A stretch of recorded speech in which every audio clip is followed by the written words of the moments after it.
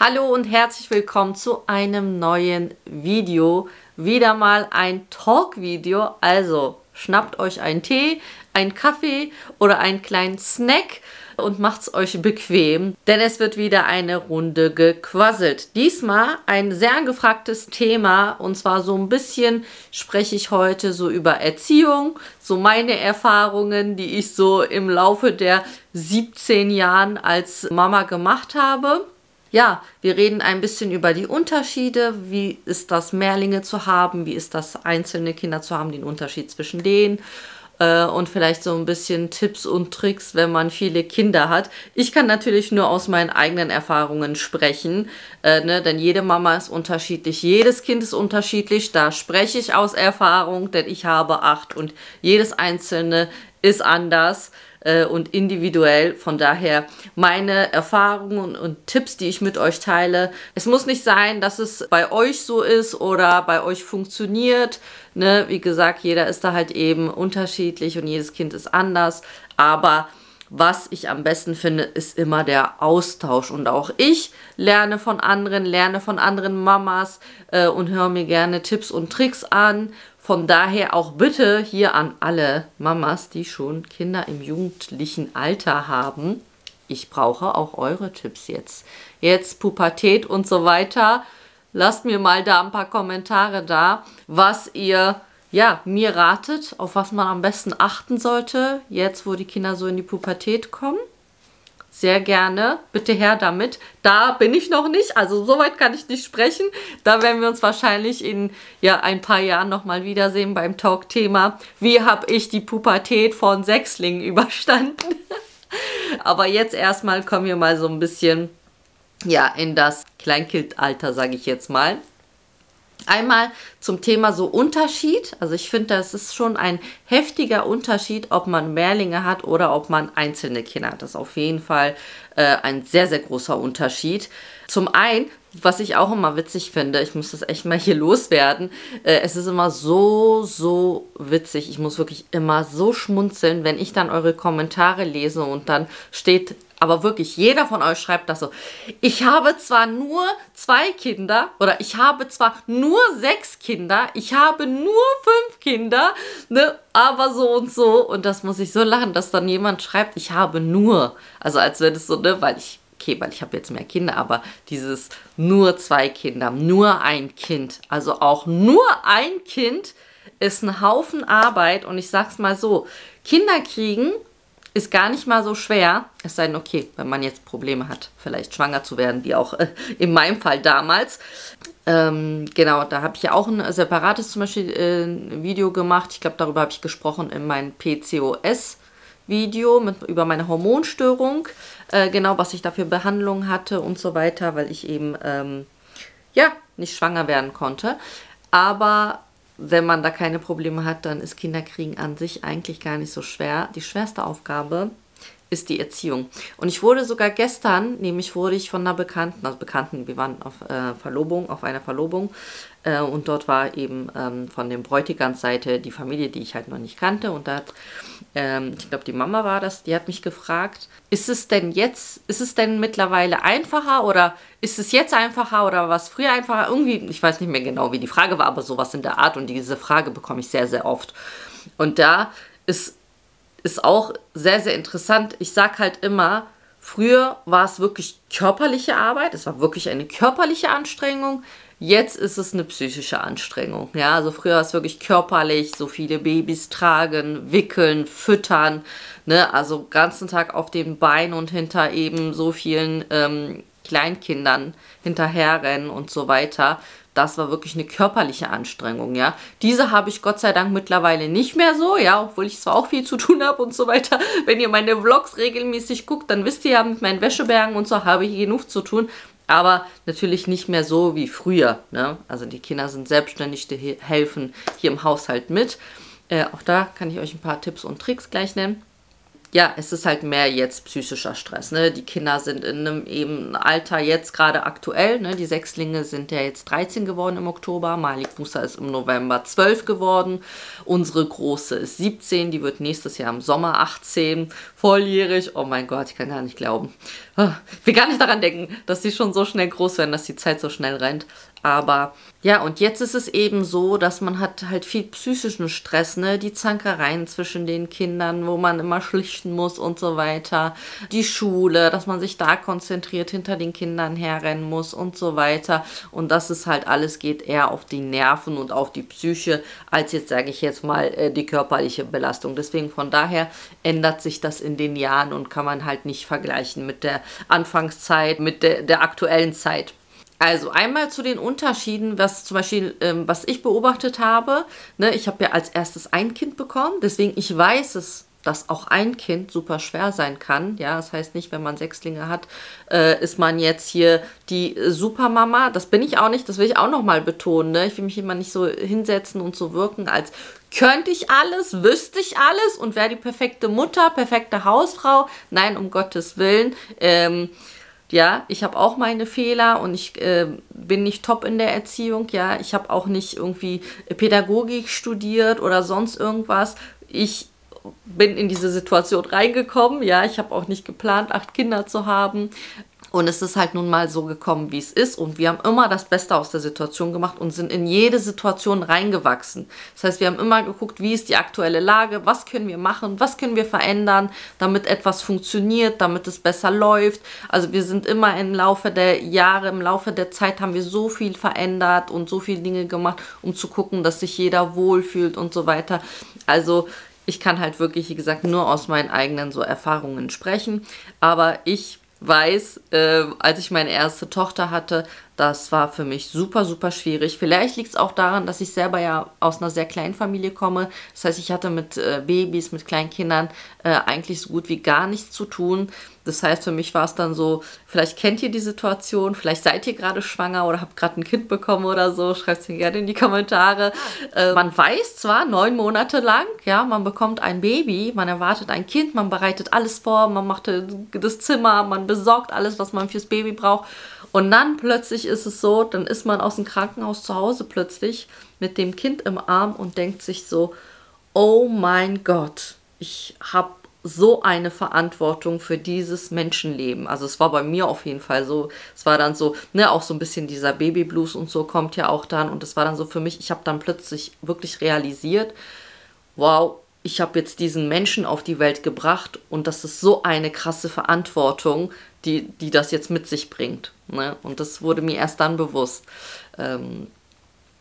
Ja, weil, also erstes Kind zu bekommen, ist schon eine Erfahrung für sich, ne? Und deswegen, zweites Kind, da ist man dann schon ganz anders, weil man weiß schon, was auf einen zukommt, auch wenn man weiß, dass es hart ist, schwer ist und so weiter, weiß man, was auf einen zukommt, das ist nochmal so was anderes, aber dieses erste Mal Mutter zu werden, das vergisst man nie.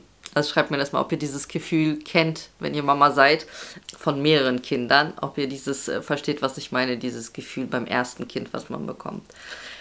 Ja, und ich sag mal so, beim ersten Kind ist man da schon so ein bisschen lockerer. Also was heißt lockerer? Ich sag euch mal den Unterschied. Also als die Sechslinge dann zur Welt kamen, blieb uns eigentlich gar nichts anderes übrig.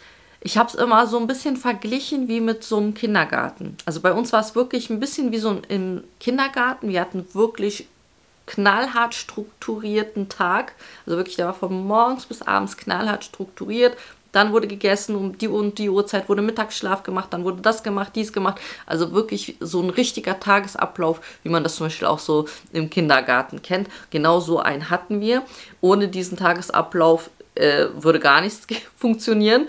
Ich weiß auch noch, da waren die Sechslinge nämlich, die waren 2,5 oder waren die 3,5? Ne, 2,5 Jahre alt waren sie, als wir das erste Mal in die Türkei geflogen sind mit denen. Es war die reinste Katastrophe, weil da eben dieser Tagesrhythmus, den sie hatten, dieses Mittagsschlaf in dem eigenen Bett und so weiter, all diese Sachen waren dann nämlich ganz anders und da haben wir richtig gemerkt, so, oh, wir kamen gar nicht klar, die Kinder waren aufgedreht, wir kamen nicht klar mit der Situation, weil es einfach diese Umstellung war. Ne? Und auch gerade Kinder brauchen wirklich geregelten Alltag. Ein geregelter Alltag ist das A und O. Dass euer Kind wirklich die geregelten Schlafenszeiten, Essenszeiten und so weiter hat. Das ist schon, damit habt ihr schon die halbe Miete. Also dann läuft schon mal der Tag ganz, ganz anders. Und das ist der Unterschied zum Beispiel bei Mehrlingen. was wir halt einfach hatten, dass unser Tag auf einmal so komplett strukturiert war. Das hatten wir bei unserem ersten Kind gar nicht so. Also klar, so Schlafenszeiten, Essenszeiten und so waren geregelt. Aber dennoch war es halt so, ah ja, wenn sie jetzt nicht pünktlich im Bett war oder irgendwie den Mittagsschlaf zu spät gemacht hat, macht ja nichts. Dann war sie halt eben am Abend ein bisschen aufgekratzt. War ja nicht schlimm. Man hat ja nur das eine Kind und man hatte die Zeit. Ne? Und bei Sechsling wäre das dann halt so, ne? Wenn dann jetzt alle dann irgendwie abends nicht schlafen oder so, das würde ganz anders aussehen bei Sechslingen, bei 6 Kindern als bei einem Kind. Von daher, wie gesagt, diese Struktur ganz, ganz wichtig. Also das würde ich so ein bisschen diesen Unterschied sagen. Ja, dass es eine Menge ist an Kindern, ist nochmal was anderes, aber eben dieses, dass man da wirklich strukturierter war. Ich gebe auch so ein bisschen mal das Beispiel, sagen wir mal, wenn die Kinder dann aus der Schule kommen, die wissen ganz genau, so ihre Jacke aufhängen, Brotdosen, wo sie die hinlegen, so was alles gemacht werden muss. Und da gebe ich auch mal ein Beispiel, weil wenn jetzt ein Kind nach Hause kommt, schmeißt jetzt mal die Jacke auf den Boden und du gehst und hebst und hängst es auf, das ist dann noch so, ne? Ist dann noch so okay mäßig, aber bei Sechsen ist es halt einfach, da warst du einfach knallhart, da hast gesagt, so hier, deine Jacke aufheben, mach jetzt das und das, weil da eben einfach nicht möglich war, dass du da hinter so vielen Kindern hinterher rennst.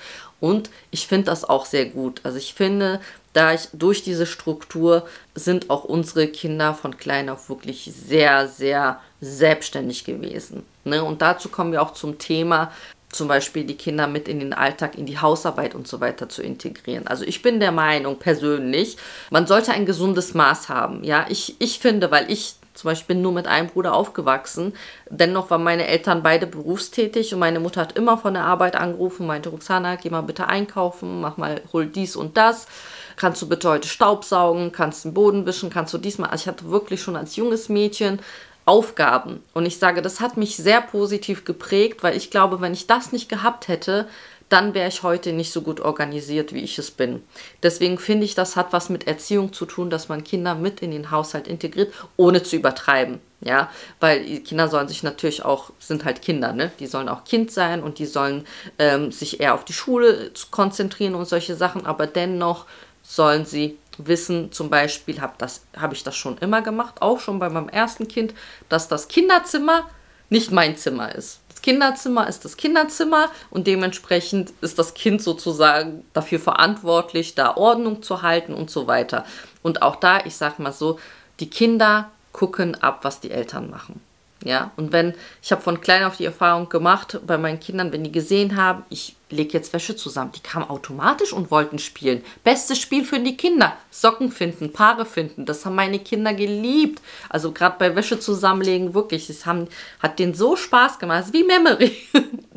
Ne, die Kinder sehen, wenn die Mama mit dem Putzlappen hinterher rennt, dann wollen sie auch den Lappen, wollen sie auch was machen. Also da wirklich spielerisch den Kindern einfach das so beibringen, sage ich jetzt mal. Somit, dass eigentlich, das Kind immer da von klein auf dafür verantwortlich war, zum Beispiel seine Spielsachen wegzuräumen. Klar, mit Kleinkind hat er nicht da jetzt die Fenster geputzt und den Boden gewischt, ne? Aber eben solche kleinen Aufgaben. Mittlerweile sind die groß. Wie gesagt, ich mache gar nichts, außer dann eben vielleicht mal Fenster putzen. Ansonsten tun sie jetzt immer Staubsaugen, Staubwischen und so weiter. Jedes der Kinder kümmert sich da um sein eigenes Zimmer. Und das ist natürlich nicht nur eine Erleichterung für mich, sondern wie gesagt, finde ich auch erzieherisch sehr, sehr gut, so dass sie auch später, irgendwann haben sie ihren eigenen Haushalt und auch den müssen die führen können. Und da machen wir auch keinen Unterschied. Die Jungs haben ein eigenes Zimmer und genauso kümmern sich die Jungs um ihr eigenes Zimmer. Wenn ihr mir da auf Instagram folgt oder so, habt ihr bestimmt auch mal öfters gesehen oder auch in Vlogs. Also da gibt es gar keinen Unterschied. Die Jungs kümmern sich um ihr Zimmer, die Mädels um ihr Zimmer, Medium um ihr eigenes Zimmer. Und das funktioniert super, da hatten wir nie Probleme. Also da auf jeden Fall, wie gesagt, mit integrieren in den Alltag, ohne zu übertreiben. Aber ne, ich gebe euch jetzt mal so ein Beispiel. Wir haben ja auch eine Tafel, wo das ein bisschen geregelt ist, damit halt auch wirklich jeder seine Aufgaben macht, ne, und ich den Überblick habe, beziehungsweise auch die Kinder den Überblick haben oder da nicht mal ein bisschen schummeln und sagen, kannst du das mal heute für mich machen, sondern nee, ganz strikt, jeder hat seine bestimmten Tage. In meinem Fall ist es natürlich jetzt der Vorteil, ich habe 7 Kinder. Ich rechne mal jetzt nicht Medium dazu, die 8., die große, weil sie als große so ein bisschen andere Aufgaben hat oder beziehungsweise sie braucht nicht auf dem Plan zu stehen, ja, sagen wir es mal so. Aber die Sechslinge und Malibusa, die 7 Kinder, haben ihren Plan und ich finde das so cool, weil wir haben 7 Wochentage und 7 Kinder. Somit hat jedes Kind am Tag nur eine Aufgabe, beziehungsweise nicht mal täglich, weil das, was die Kinder machen, ist zum Beispiel, habe ich ja schon gesagt, das Kinderzimmer. Dann sowas wie um die Katze kümmern, also die Katzen füttern, das Katzenklo, also da hat auch jeder immer so bestimmte Tage die Aufgabe, wo er sich um das Futter kümmert, um das Katzenklo-Reinigung kümmert. Dann haben wir Aufgaben wie die Spülmaschine ausräumen, auch da ist es dann einmal am Tag dann eine Person, die das macht. So Staubsaugen und so weiter, das ist ja dann auch dann Zimmer, dass es so ein bisschen abwechselnd ist, wer denn dann heute das Zimmer staubsaugt und dann Wäsche zusammenlegen. Ne, also ist auch, ich wasche die Wäsche, ich mache dann immer die Körbe fertig mit den Anziehsachen der Mädels, mit den Anziehsachen der Jungs, stelle das einfach in deren Zimmer und dann ist es deren Aufgabe, die Sachen zusammenzulegen und in den Schrank zu packen. Und da musste ich auch erstmal wirklich auch selber so ein bisschen lernen, ja, dass ich nicht so pingelig bin. Weil ich sag mal, vor den Sechslingen war ich wirklich eine sehr, sehr pingelige Hausfrau. Sehr, sehr schlimm. Also es ist schon wirklich schon fast krankhaften Putztick hatte ich. Und da bin ich echt dankbar, wo ich sage, so die Sechslinge haben mich so ein bisschen da runtergebracht von diesen Extrem, ja, wo ich sage so, auch wenn es dann im Schrank nicht so ordentlich ist, wie ich es mir wünschen würde, trotzdem lasse ich das ist deren Kinder, deren Kleiderschrank, deren Anziehsachen, da müssen sie sich selber drum kümmern und dann bin ich Gott sei Dank nicht mehr so pingelig, auch dass, wenn sie das Zimmer nicht ganz so sauber hinkriegen, wie ich es gerne hätte, trotzdem mische ich mich da nicht ein, also da bin ich wirklich Gott sei Dank, weil das ist auch nicht schön, wenn man da immer so ein bisschen übertreibt. Ich mag es trotzdem gerne sauber, weil ich weiß nicht, für mich persönlich ist Wohnen, meine Wohnung oder Haus sehr, sehr wichtig. Wir leben hier drinnen und ich muss mich wohlfühlen. Es muss schön sein, sauber sein, weil ja, man verbringt die meiste Zeit eigentlich hier zu Hause. Deswegen ist mir das wichtig, unser Zuhause, dass wir uns halt alle drin wohlfühlen. Dementsprechend haben wir ja auch viel immer zu Hause verändert, ne? Zimmer gewechselt und so weiter, Räume verändert, eben immer den Situationen angepasst. Ne? Wir hatten ja auch, als die Sechslinge noch klein waren, wir haben auch damals in einer sehr kleinen Wohnung gewohnt. Das war so eine Duplex-Wohnung, also 2-Etagen-Wohnung. Und die hatten ein extrem kleines Zimmer, also extrem klein. Die haben wirklich in dem Zimmer nur geschlafen, sodass wir damals das komplette Wohnzimmer umgebaut haben, wirklich in so einen Kita-Raum. Also es war auch da wirklich wie ein Kindergarten. Es war ein großes Wohnzimmer, Gott sei Dank wenigstens. Und wir haben wirklich so eine Abteile gehabt, wo da war die Spielecke, da war eine Kuschelecke, da war so eine kleine Leseecke. Dann hatten wir statt eine Couch, hatten wir dann Matratzen auf dem Boden, wo die Kinder eben sitzen konnten. Und das war sehr, sehr schön. Also da hatten die wirklich halt eben so ihren Platz dann zum Spielen und wir haben damals dann halt eben auf dem Wohnzimmer verzichtet, haben wir eh nicht gebraucht, weil wir waren ja 24 Stunden nur mit den Kindern beschäftigt. Also man sollte sich da halt wirklich auch keinen so Stress machen, sondern so ein bisschen, dass sich alle wohlfühlen, da immer so ein bisschen drauf achten. Ich muss gucken, dass ich so nicht so ein bisschen den Faden verliere und was ich so gesagt habe, oh, ich muss einmal den Akku wechseln. Ups, da blinkt es schon. So, Akku ist gewechselt, weiter geht's. Mir ist auch in der Zeit, wo ich den Akku gewechselt habe, eine Sache eingefallen, weil ich vor allem letztens was darüber gelesen habe und das vielleicht auch für die eine oder anderen interessant ist, und zwar das Thema, wenn das Baby auf die Welt kommt. Könnt ihr mir auch sagen, wie habt ihr das gemacht oder wie macht ihr das aktuell? Schläft das Baby bei euch im Elternschlafzimmer oder habt ihr gesagt, gleich nach der Geburt, nein, es schläft in seinem eigenen Zimmer? Das würde mich mal interessieren, denn da habe ich auch witzige Erfahrungen gemacht und dann sage ich euch, was ich gut finde oder was ich empfehlen kann.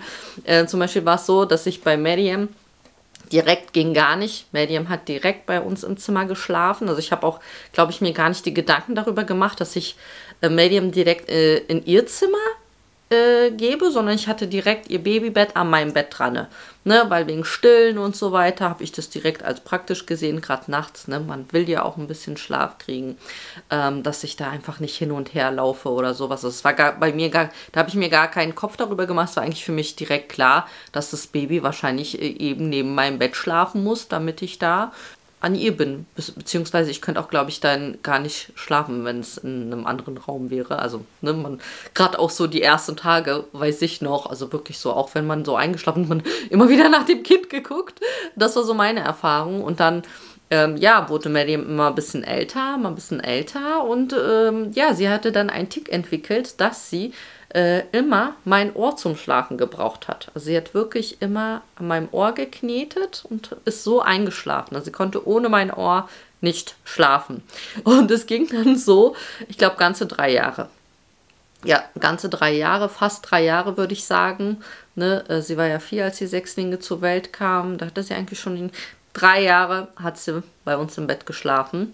Also ich wollte es dann, ne, sie dann schon rübergeben irgendwann und dann war es halt eben schwer, weil sie es dran gewöhnt hat und wie gesagt immer mein Ohr zum Schlafen gebraucht hat. Ja, dann kamen die Sechslinge auf die Welt. Also mit 3 Jahren habe ich es dann geschafft, ne? Hat dann ein bisschen länger gedauert, ne? Sie immer überreden und dann war es dann eine bisschen anstrengende Zeit, ne? Sie dann doch ins Bett gebracht, dann ist sie nachts wiedergekommen, dann hat sie doch mal eine Zeit lang geschlafen und dann hat man sie wieder zurückgebracht, ne? Solche Sachen, es war nicht einfach, aber als dann zum Beispiel die Sechslinge auf die Welt kamen, klar, die waren extreme Frühchen, die waren 3 Monate im Krankenhaus, da waren wir ja schon getrennt.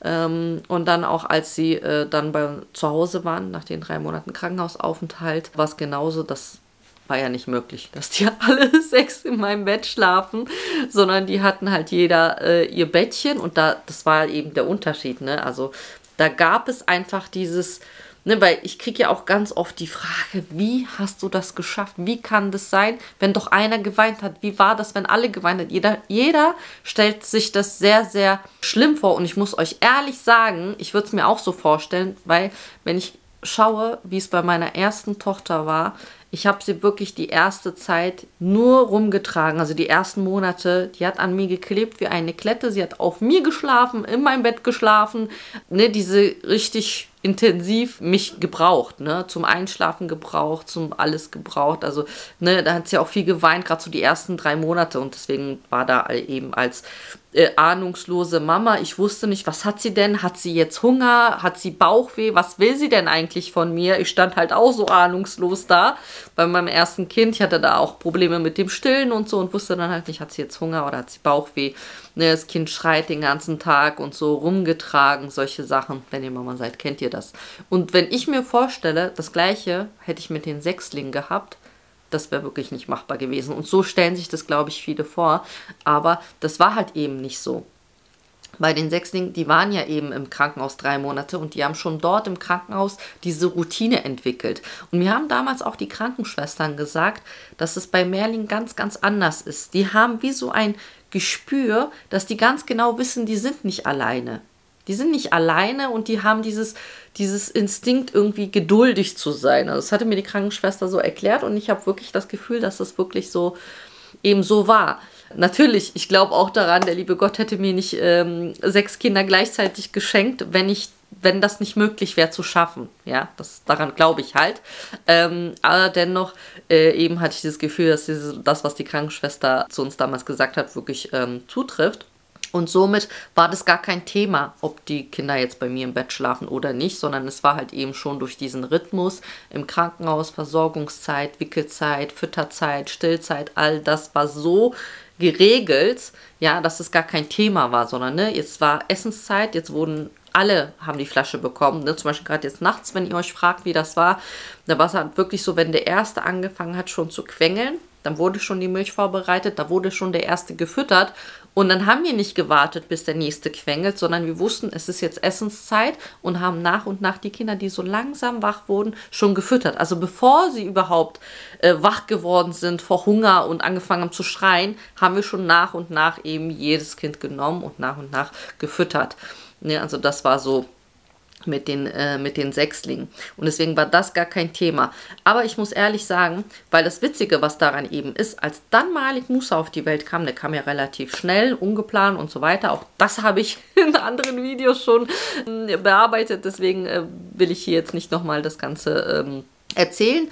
Aber Er kam ja relativ schnell und die Sechslinge waren ja gerade mal 1 Jahr alt, ne? Die haben ja 13 Monate Unterschied. Und ich dachte so, ja klar, das ist jetzt wie bei den Sechslingen. Ich habe auch ein Bettchen geholt und ja, der schläft jetzt in seinem Bettchen, ne? So wie die Sechslinge auch. Nix da, nichts da. Nein, jede Nacht genommen, geschrien, wieder ins Bett gelegt. Nein, was bei den Sechslingen gar kein Thema war, war bei Malik Musa. Nein, bei Mama. Und was war bei ihm? Er hat zum Schlafen den kleinen Finger gebraucht. Immer den kleinen Finger so genommen und meistens dann nochmal hier so an seinen Mund, zwischen seinen Nuckel, also so unter den Nuckel, so an seinen Mund, so festgehalten. Total süß. Ich finde das ja wirklich sehr, sehr süß, was die Kinder so entwickeln. Dann könnt ihr mir mal erzählen, was eure Kinder, ob die so etwas hatten und was die immer gebraucht haben zum Einschlafen. Bei den Sechslingen war es immer so, die hatten so, für die war es auch so, wenn die müde waren, die haben ihr Bett gebraucht. Also es war wirklich so, die sind nicht irgendwie auf dem Boden oder irgendwie so eingeschlafen, sondern du hast gemerkt, die sind quengelig, die wollen jetzt schlafen. Und für die war dann so ins Bett reinlegen, Nuckel und Kuscheltuch war für die schlafen. Also dann so dieses, wie das so aussah, so dieses Nuckel geben, Kuscheltuch und dann haben sie gleich so, ne, das war für sie halt dieses jetzt schlafen, ich will jetzt schlafen. Ne, also die hatten gar nicht diese Möglichkeit, dieses zu entwickeln. Und da muss ich halt eben sagen, aus Erfahrung, dass ich es gut finde, wenn das Kind die ersten Jahre bei den Eltern ist im Schlafzimmer oder von mir aus auch irgendwie im Bett oder so, weil ich finde, das brauchen die Kinder. Also da solltet ihr euch wirklich ein bisschen nach euren Kindern richten und nicht mit Gewalt versuchen, da jetzt irgendwie das zu erziehen. Vor allem, ihr müsst mir überlegen, euer Baby war 9 Monate, wenn es gesund und nicht so früh auf die Welt gekommen ist, 9 Monate um eurem Bauch und dann direkt nach der Geburt in ein anderes Zimmer zu stecken, das ist schon, weiß ich nicht, ich will niemanden verurteilen, wenn ihr das so gemacht habt, ist das vollkommen in Ordnung, wenn ihr damit klarkamt, aber für mich persönlich war es nichts und ich kann es auch sozusagen nicht empfehlen. Ich finde, da sollte man sich so nach den Kindern richten, weil ich finde, das stärkt auch so die Mutter-Kind-Bindung, ne? Also ich kann schon sagen, dass schon vieles drunter gelitten hat, dass eben die Sechslinge sind zu früh auf die Welt gekommen, sie waren im Krankenhaus, ich war dann raus aus dem Krankenhaus und jeden Tag immer zu den Kindern gekommen und dann natürlich waren wir den ganzen Tag im Krankenhaus, aber dieses Intensive nach der Geburt, die ganze Zeit bei der Mutter zu sein und dieses Dings, das war einfach nicht da. Und das kann ich schon sagen, dass das schon viel ausmacht, vor allem in der Entwicklung der Kinder. Also es ist schon sehr, sehr wichtig, das brauchen die Kinder. Nicht ohne Grund macht man ja vor allem bei den frühgeborenen Kindern dieses Känguruen. Ich weiß nicht, ob ihr das kennt, das ist dann halt so, obwohl das frühgeborene Baby im Inkubator liegt, wird es dann halt stundenweise rausgenommen und dann auf die Brust der Eltern, der Mama oder Papa oder beide, auf die nackte Brust gelegt und schön zugedeckt, trotzdem noch mit den Schläuchen und so weiter, dass überwacht wird. Aber weil das sehr, sehr wichtig ist für die Entwicklung des Babys, des Neugeborenen, vor allem fürs Frühchen. Deswegen kann ich sagen, also es ist sehr, sehr wichtig und da sollte man ja, sich so ein bisschen gerade in der Zeit so nach seinem Baby richten und nicht irgendwie was auf Zwang verlangen. Genau, ui, ich merke, es wird ein langes Video, weil es sind eigentlich sehr viele Themen. Ja, und ansonsten, was ich noch sagen kann, bevor ich so ein bisschen mache, erzähle ich euch noch ein bisschen über die Ernährung. Aber ansonsten so zum Abschluss, ansonsten eben, wie ich meinte, diese Konstanz, Tagesrhythmus, dieser Dings, das brauchen Kinder auf jeden Fall, A und O, diesen geregelten Tagesablauf. Und zweite Sache ist halt ich sag mal so, Kinder sind sehr, sehr schlau. Und wenn die Kinder in so ein bestimmtes Alter kommen, ich glaube, es geht so ab, weil ich kann mich nicht mehr genau erinnern, 2, 3, 4 Jahren vielleicht ungefähr los, dass die Kinder, die sind ganz schlau. Die können sehr gut beobachten und die können sehr schnell schauen, wie sie ihre Eltern um den Finger wickeln. Und auch da war es bei mir so, dass ich halt immer sehr, sehr konsequent war. Ne? Ich will es halt immer nicht verwechseln mit streng oder so, sondern wirklich immer konsequent. Also wenn ich was gesagt habe, dann bin ich auch dabei geblieben. Ne? Und da ist auch als Eltern, gerade wenn man 2 Eltern hat, ist es da wichtig, dass beide da auch wirklich immer an einem Strang ziehen, weil das hast du oft den Fall gehabt, ne, dass dann erstmal die Mama gefragt wurde und dann der Papa gefragt wurde und dann hat Mama aber was anderes gesagt und Papa was anderes und dann heißt es, hallo, was ist denn hier los? Ne, dass die Kinder das zum Beispiel sehr schnell ausnutzen. Also da sollte man sich immer absprechen, also immer, wenn die Kinder zum Beispiel mich was fragen, dann frage ich, hast du Papa schon gefragt? Und genauso fragt er, hast du der Mama schon gefragt? Dass wir da immer so am gleichen Strang ziehen, sozusagen. Gerade so eben im kleinkindlichen Bereich kennt ihr bestimmt so oft Situationen, wo Kinder dann einfach mit Schreien versuchen, was zu erreichen. Und da ist es sehr, sehr schwer, die Nerven zu behalten. Sehr schwer, da geduldig zu sein und nicht nachzugeben. Denn wenn ihr da nachgibt und euer Kind checkt und euer Kind versteht, und das verstehen die, glaubt mir, dass wenn die dann schreien, bekommen sie das, was sie möchten, dann ist vorbei. Dann hat das Kind dich. Dann bist du verloren. Nein, Spaß. Nee, aber dann wird es eben schwierig. Und da ist es halt wirklich so eine, egal, ich weiß nicht jetzt, was für ein Beispiel ich euch da nennen kann, aber das Kind will jetzt irgendwas, eine Süßigkeit oder so, sagen wir, ne, und will jetzt, ne, und du sagst jetzt nein, das Kind doch, ich will, und dann schreit es und da dann sehe ich sehr oft bei Eltern, ja, okay, na dann nimm jetzt Hauptsache Ruhe. Ne? Das ist dann nochmal ein anderes Thema, wenn ich sehe, heutzutage ist ganz, ganz schlimme Zeit, ne? Dass schon die ganz, ganz Kleinen schon mit Handy, Tablets und so weiter in der Hand sind. Ganz, ganz furchtbar, ganz, ganz schlimm, ganz, ganz fatale Folgen für die Entwicklung des Kindes. Wirklich, also auch da haben meine Kinder Gott sei Dank auch schon Medium damals wirklich dieses selbstständig einfach spielen. Ein Kind braucht nichts. Ein Kind entwickelt sich gut, wenn es nichts, ich würde jetzt übertrieben, nichts hat jetzt, aber wenn es, sage ich jetzt mal, überfüllt ist mit Spielzeug, mit Sachen, das ist Reizüberflutung, das ist viel zu viel. Ihr müsst auch da wirklich auch mal schauen, dass ihr dann zum Beispiel ab und zu mal Sachen aussortiert, mal in den Keller packt, ein bisschen weniger und dann zum Beispiel, wenn ihr wieder was rausholt, dann ist es für die, oh, wie was ganz Neues. Und das haben wir auch wirklich gemacht, wir regelmäßig so ein paar Sachen weggepackt haben und dann nach einer Zeit wieder ausgepackt haben, weil es ist dann wieder so irgendwas, was Neues. Ne? Zu viel ist einfach zu viel Reize. Ein Kindergehirn, es muss sich entwickeln können, indem es Dinge erfindet. Ne? Wenn es irgendwas findet jetzt, ne, so wie in der Natur, das kennt ja kein Kind mehr heutzutage. Ich will jetzt nicht verurteilen alle, aber die meisten Kinder ist heutzutage sehr schwer, dass sie in der Natur sind, dass sie irgendwie ein Stöckchen nehmen, irgendwas nehmen und dabei irgendwas basteln und erfinden. Ja, also das Kind braucht halt nicht irgendwelches Luxusspielzeug, sondern wirklich ein paar Klötze, Holzklötze und so weiter. Und dadurch, dass das Kind selber irgendwas baut und erfindet, so entwickelt sich das Gehirn am besten und das ist das Beste, was ihr eurem Kind tun könnt. Ihr braucht nicht teuerstes Spielzeug und irgendwelche Hightech oder sonst irgendwas.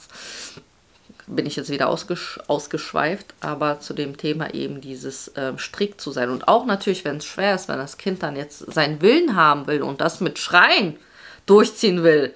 Und da ist natürlich schwer. Und also bei mir hat es immer ganz gut geklappt. Ne? Ich habe halt erstmal so ein bisschen ignoriert. Ne? Habe ich mal kurz auch ein bisschen schreien gelassen. Ignoriert natürlich keine Babys. Ne? Also Babys dürft ihr nicht schreien lassen. Ein Baby, ne? Das ist natürlich, also wenn ein Baby schreit, rennen, ohne zu warten. Bei Babys ist was anderes. Ich rede jetzt hier von dieser kleinkindlichen Alter, wo die euch um den Finger wickeln wollen. Und bei mir hat es immer ganz gut funktioniert, dass dann, wenn ich gesagt habe, nein, dann bin ich dabei geblieben. Dann habe ich immer sehr schnell es geschafft mit Ablenken. Also meistens war bei mir immer Kitzeln. Kitzeln hat immer dann gleich irgendwie gekitzelt oder irgendwas gemacht und, oh, guck mal, was ist das denn? Und so. Also gleich abgelenkt, dass von der Situation einfach vergessen hat, worum es eigentlich geht. Also mal mit Ablenken, Kitzeln, solche Sachen haben immer ganz gut geklappt, finde ich. Auch gerade, ne, gerade so, wenn ich merke, so, oh Gott, da kommt gleich so ein Wutausbruch vom Kind, dann da gleich schnell ein bisschen so versucht abzulenken oder eben Blödsinn gemacht, gekitzelt und solche Sachen. Hat auch immer sehr, sehr gut funktioniert. Habe ich jetzt alles so erzählt, was ich so erzählen wollte, so? Ich denke mal, vielleicht hilft das dem einen oder anderen, die gerade so, ja, vielleicht schwanger sind oder frisch Eltern geworden sind, mit den einen oder anderen Tipps. Ja, und das Einzige, was ich noch euch erzählen kann, ist so ein bisschen die Ernährung. Auch da habe ich viele Erfahrungen gemacht, weil auch da Eltern sehr oft sehr schnell aufgeben, was zum Beispiel Gemüse angeht. Ne? Also wenn ihr unsere Vlogs guckt und so, wisst ihr, dass meine Kinder Gott sei Dank alles essen und Gemüse lieben, gesundes Essen lieben. Und warum? Weil sie es nicht anders kennen. Also sie kennen es nicht anders, weil das ist einfach so, wie wir uns ernähren. Und auch da seid ihr Eltern das beste Vorbild. Wenn eure Eltern sehen, ihr esst gesund. Ja, also manchmal mache ich ja so außergewöhnliche Sachen auch schon, wo die Kinder kleiner waren. Irgend so ein, ne, mein fancy Quinoa-Salat und so mit Avocado und weiß ich was alles, wo ich denke, okay, das wird den Kindern nicht schmecken. Aber die sehen, dass ich das esse und dann, Mama, darf ich probieren? Und oh, gibst du mir was ab? Und was ist? Dann fragen die Kinder, Mama, machst du mal wieder Quinoa-Salat? Also es sind solche Sachen, ihr seid einfach das beste Vorbild, ja. Wenn ihr Obst isst und so weiter, dann wollen die Kinder auch Obst essen. Also das ist das eine. Und dann verzweifelt nicht. Also erstmal so ein bisschen Tipp bei den ganz Kleinen.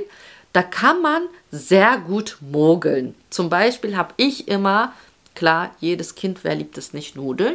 Und was habe ich immer gemacht? Ich habe nicht so eine simple Tomatensoße oder Bolognese-Soße. Ich habe immer eine Gemüse-Bolognese gemacht. Alles an Gemüse, was ich da hatte, wirklich alles an Gemüse, ganz, ganz klein geschnitten, schön angebraten. Und das mit der Tomatensoße, da weiß kein Kind, was da alles an Gemüse drin ist. Das ist zum Beispiel so, was ich so von klein auf so immer gemacht habe, so erstmal untergejubelt. Ich habe auch ja bei den Sechslingen, da hat sich das wirklich gelohnt, dass ich den Babybrei damals selbst gemacht habe. Es hat sich wirklich gelohnt. Ich hatte so einen 12-Liter-Topf, da habe ich das ganze Gemüse gekocht, püriert, dann heiß in Gläschen gefüllt, zugemacht, in den Kühlschrank und das war dann so für 2 oder 3 Tage habe ich dann immer so was gekocht und es hat sich wirklich gelohnt, gerade bei so vielen Kindern. Bei einem Kind ist man da vielleicht ein bisschen faul und greift doch zu den Fertiggläschen oder so, aber bei den Sechslingen war das wirklich sehr, sehr gut, weil es sich wirklich gelohnt hat, so einen riesen Topf Gemüse pürieren, ins Gläschen rein und dann war wirklich für ein paar Tage Ruhe. Ja, und auch da, wenn ihr zum Beispiel, wenn ihr irgendwas macht und das Kind sagt jetzt, nee, das mag ich nicht, das an Gemüse, dann denkt nicht, dass es für immer dieses Gemüse nicht mag. Also ihr müsst auch euch die Mühe machen, sage ich jetzt mal, das Gemüse in verschiedenen Varianten zu servieren, ja, sei es dann püriert in einer Suppe, sei es dann auch so eine Art oder so eine Art. Da habe ich auch die Erfahrung gemacht, also trotzdem immer wieder anbieten, trotzdem immer wieder geben. Ich habe nie mir den Aufwand gemacht, ja, bei 8 Kindern, dass ich für jeden irgendwie was anderes koche. Das wäre gar nicht möglich. Das war gar nicht das Thema bei mir, ja, es war gar kein Thema. Ich kann euch ein Beispiel geben, zum Beispiel Medium, die mochte keine Pilze, keine Champignons. Naja, ich habe trotzdem Champignons reingetan. Was ist dann? Dann hat sie die eben aus dem Essen, beim Essen rausgepopelt und dann auf meinem Teller gemacht. War kein Problem, kam ich damit klar. Nach einer bestimmten Zeit, ich glaube, das war wirklich so ein paar Jahre so, dass sie keine Pilze mochte.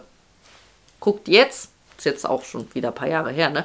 Aber jetzt, sie liebt Pilze. Sie haut in jedes Essen Pilze rein. Sie macht sich ihre China-Nudeln, haut da Pilze rein. Also, ne, denkt nicht, nur weil einmal das Gemüse nicht ist, dass das Kind nie wieder. Also probiert es immer wieder, bietet es an in verschiedenen Konsistenzen, verschiedenen Varianten. Da braucht ihr nicht aufgeben. Und wie gesagt, A und O, ihr seid das Vorbild. Ihr kümmert euch um die Ernährung und ihr esst ja selber und das Kind sieht, was ihr isst und will dann dementsprechend das Gleiche. Da ist ja auch jeder unterschiedlich, ne? Gerade dann, wenn es um Thema Süßigkeiten und so weiter geht. Da gehe ich jetzt mal nicht so tief ein, da ist jetzt ja auch wieder jeder unterschiedlich. Ich war sehr strikt, also für mich war einfach Meinung zu einer ausgewogenen Ernährung ist gerade bei Kleinkindern, hat Zucker und Süßigkeiten nichts zu suchen. Deswegen war das halt immer was Seltenes. Also die Kinder die kennen es nicht, dass Süßigkeiten oder Süßkram eben zur täglichen Ernährung gehören. Und das finde ich wichtig, dass das Kind weiß, das ist keine tägliche Ernährung. Ja, auch wenn ihr es vielleicht anders seht, ich sehe es halt einfach so, das ist etwas, das sollte man ab und zu genießen, aber eben nicht zur täglichen Ernährung, sondern da gibt es genug andere Möglichkeiten mit Datteln und Nüssen und so weiter. Da kann man so viel snacken, natürlich, klar, also wie gesagt, in einem bestimmten Alter, klar, wenn es mal was Süßes will, aber es sollte nicht zur täglichen Ernährung gehören. Das finde ich immer ganz wichtig und das sieht man auch bei meinen Kindern, weil das hat was auch mit dem Geschmack zu tun. Zum Beispiel, wenn du dir was abgewöhnst, zum Beispiel, ich konsumiere auch kaum Zucker und ich gebe mal ein Beispiel noch, als ich jung war, ich habe halt immer im Kaffee Zucker benutzt oder im Tee und irgendwann, wenn du das weglässt, du fängst anders an zu schmecken. Jetzt ist es so, Zum Beispiel auch, wenn ich mir mein Porridge gemacht habe, ich habe auch so ein bisschen sowieso Agavendicksaft oder jetzt Kokosblütensirup, solche Sachen benutze ich gerne mal zum Süßen. Aber ich habe gemerkt, meine Geschmacksnerven sind so empfindlich, dass es mir schon reicht, wenn ich ein bisschen Apfel in mein Porridge reintue oder irgendwie eine Banane oder so. Das ist mir schon süß genug. Ne? Und deswegen ist da wirklich wichtig, achtet da auf eure Kinder, dass die Geschmacksnerven eben nicht falsch trainiert werden, sage ich jetzt mal so. Ne? Oder gerade eben Fertigsachen, wo viel Geschmacksverstärker und sowas drin ist. Das verändert so den Geschmack, dass du brauchst das halt dann immer. Du brauchst halt dann immer diese Sachen mit den Geschmacksverstärker oder Sachen, wo Zucker drin ist, weil dein Geschmack sich daran gewöhnt hat. Von daher, wenn ihr eure Kinder dann nicht gleich dran gewöhnt, sondern eben mit gesund, das gibt ja genug gesunde Snacks, die süß sind, Trauben, Rosinen, all das. Auch wenn das andere immer einfacher ist, ne, einfach mal gib und sei leise, aber nee, wenn ihr euch entscheidet, Kinder auf die Welt zu bringen, dann ist es eben eine Verantwortung, die sollte man ernst nehmen. Und da ist die Gesundheit ja sowieso das A und O, und das war bei uns sowieso, ne, durch die Sechslingsgeburt war das eben nochmal was ganz anderes, weil da ging es halt um Leben, um Tod, da ging es um die Gesundheit, da ging es eben darum, dass sie waren Frühchen, die waren zu klein, die waren zu dünn, dass sie sich, ne, dass sie stark sind, gesund sind, gut wachsen, gut gedeihen. Da war dieses Verständnis eben von Gesundheit nochmal ganz anders, und es hat mich halt auch nochmal sehr geprägt. So, und damit das Video nicht ganz so lang ist, mache ich auch hier Schluss. Falls ihr noch Fragen habt, dann stellt sie sehr, sehr gerne in die Kommentare. Und da tauschen wir uns auf jeden Fall aus. Ne? Sollte sich keiner kritisieren. Klar, ich habe es ja schon gesagt, jede Mama ist anders, jedes Kind ist anders. Und wenn ihr was anders seht, dann ist es auch in Ordnung. Wie gesagt, können wir uns gerne in den Kommentaren austauschen. Und wenn ihr sonst noch Fragen habt oder Videowünsche zu bestimmten Themen, Talk-Themen, lasst mich das auch wissen. Dann kann ich das auch beim nächsten Mal umsetzen. Und ich hoffe, ihr konntet vielleicht das ein oder andere mitnehmen aus diesem Video. Und ich hoffe, wir sehen uns auch beim nächsten Video wieder. Bis zum nächsten Mal.